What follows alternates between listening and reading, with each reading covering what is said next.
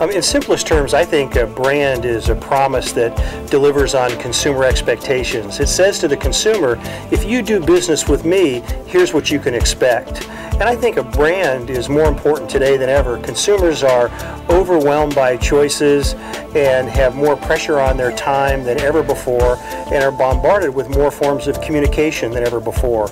And a strong brand is one way for you to cut through the clutter and connect with consumers. What is a brand is a question that can be answered one of two ways. Short answer is the following. It's the commercialized value of the trust between a customer and a company. And I think probably at the end of the day, that's the best definition. The more expansive definition is a brand has a perception. A brand has a meaning in the consumer's mind, really composed, I think, of three things. First is the positioning, what the brand promises to the ultimate consumer of that product or service. A brand also has a personality. A brand can be friendly, can be more austere, can be reserved, can be laid back. And a brand has an attitude, which is what people think the brand thinks of them. In essence, a brand is a way for someone to get a handle or an understanding of a product or service. A brand, as far as I'm concerned, is simply a promise. It's a promise made to a customer, an end user, about the product or service that is being delivered by the manufacturer or brand owner. It's a very simple statement. It's one that's understood and meaningful to the customer. I think I'd have a four-word message for anybody. You are the brand. You are the brand.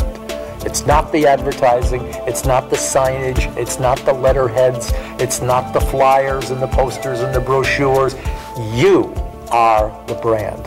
And how you behave is the customer's experience of the brand. And no amount of advertising can overcome that impression. The fact is, service companies like banks build a brand one customer experience at a time. One service provider at a time. Everyone who's listening to me and watching me needs to understand that you are the primary brand builder. Brand building is actually even more important in a services industry than product industry because it's everyday encounter that we have to manage. Brand building in a services industry such as a bank is everybody's business, but especially the senior management. Unless the senior management makes a commitment and shows that they are also representative of the bank, as are the frontline people. This is not the job just for the frontline people, but it is a job for everybody. I believe that building a brand is everyone's job, from associates that touch the consumer every day up through the CEO. And I think an important first step is everybody understanding just how important they are to building a distinctive brand and just how important they are to connecting with consumers and helping consumers understand all dimensions. At GE, we have an advantage with all of our employees understanding the brand promise because the brand promise has become almost a part of the DNA of the company. The reason that I say that links back to the issue of the consistency over time. Well, I think everybody must live the brand. Live the brand, believe the brand, support the brand, understand the catechism that goes along with the brand. In many companies who have been successful over time, people talk about my brand. There's a pride in the institution, and that's true of Coca-Cola, of course. It's true worldwide. It's true of General Electric. I still have a faint monogram on each cheek, I think, from my General Electric days. We felt that way. We still feel that way.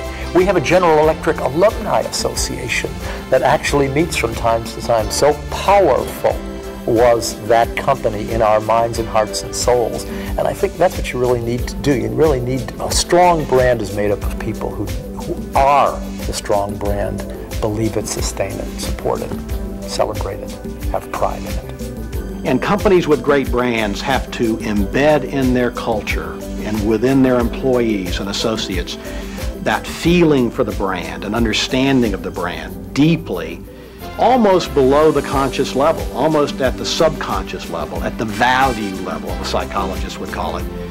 So a brand culture is, I think, absolutely essential for building a great brand. And that's why it's critical to be cascading and constantly communicating with your employees, reaching out to the employees in the sense that engaging them to get them to buy in and understand your marketing strategy, get them to understand and buy in your advertising and communications approach, get them to understand your overall brand and business building philosophy and model so that they can find where they link into that whole process within the organization.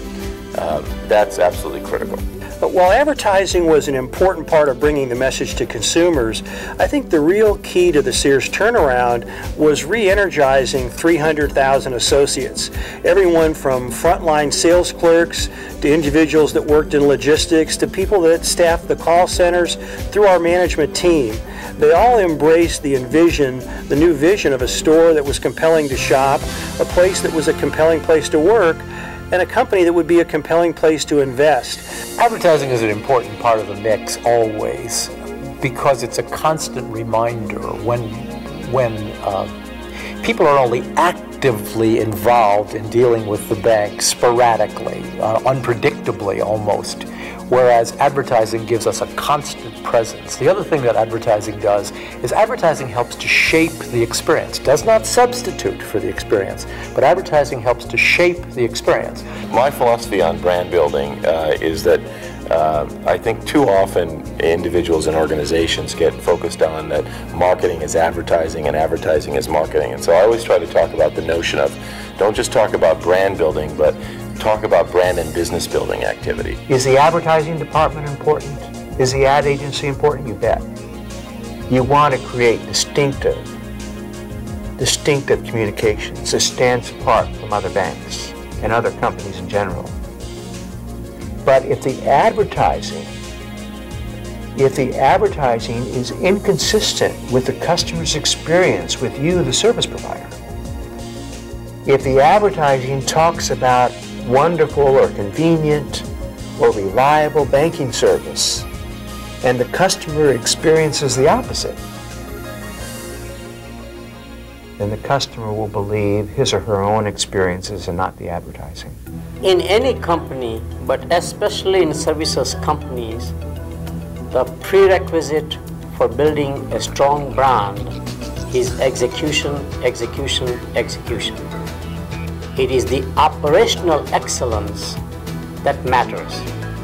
I find it very fascinating that it's possible for creative people to come out with all kinds of exciting brand names.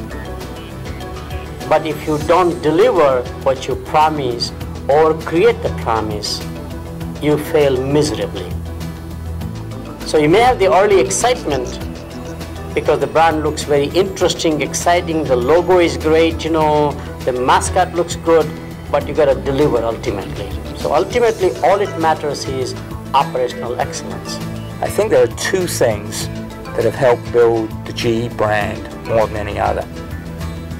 The first is we picked a simple, compelling, and as it turns out, pretty generic promise for the brand almost 100 years ago, long before my time.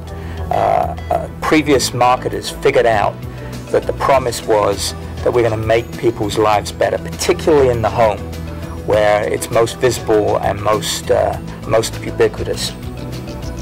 But the second thing, which is actually more difficult to do once you've found the promise, and the thing which I think has distinguished GE and allowed it to build itself into a very powerful brand, is consistency over time and across all touch points with the customer. I believe while it's difficult to operate in this new digital world we're entering, that brands actually are going to become more important.